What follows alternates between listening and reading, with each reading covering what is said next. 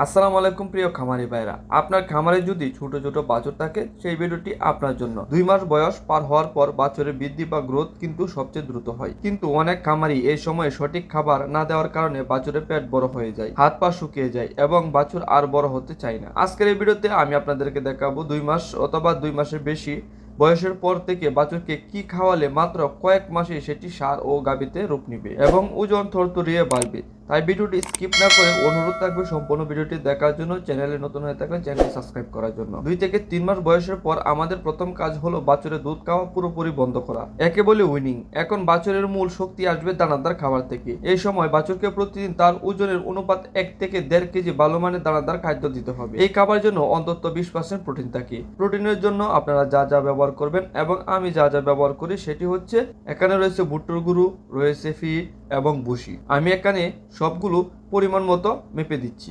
এগুলো মিশিয়ে আপনি গড়েই এই খাবার বানিয়ে নিতে পারবেন। 2 থেকে 3 মাস বয়সের পর বাছুরের পাকস্থলী বা রুমেন পুরোপুরি তৈরি হয়ে যায়, তাই এই সময় শুধু দানাদার দিলে হবে না। বাছুরকে দৈনিক 3 থেকে 5 কেজি তাজা সবুজ ঘাস দিতে হবে। ঘাসের পাশাপাশি সামান্য পরিমাণ শুকনো খড় কুচি করে দিতে হবে। খড় বাছুরের জাবর কাটতে সাহায্য করে এবং পেট ফাঁপা বা বদ হজমের সমস্যা দূর করে বাছুরের শরীর দ্রুত গঠনে সাহায্য করে। তো এখন যে বিষয়টি রয়েছে সেটি অবশ্যই খুবই গুরুত্বপূর্ণ আপনার বাছুর পালনের জন্য। সেটি হচ্ছে 2 মাস পার হলেই বাছুরকে অবশ্যই একটি ভালো মানের কলিজা কৃমি ও ফিতা কৃমির ওষুধ খাওয়াবেন। কৃমির ওষুধ দেওয়ার পর একটানা 7 দিন লিভার টনিক ও জিঙ্ক সিরাপ খাওয়াবেন, তাহলে বাছুরের গ্রোথ কেউ ঠেকাতে পারবেন। ভিডিওটি উপকারী মনে হলে লাইক ও শেয়ার করুন, আর এই ধরনের খামারি টিপস পেতে আমাদের চ্যানেলটি সাবস্ক্রাইব করে রাখুন।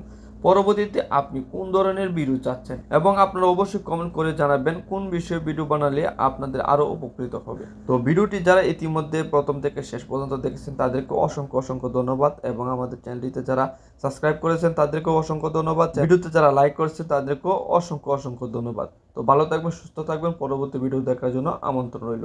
আসসালামু আলাইকুম।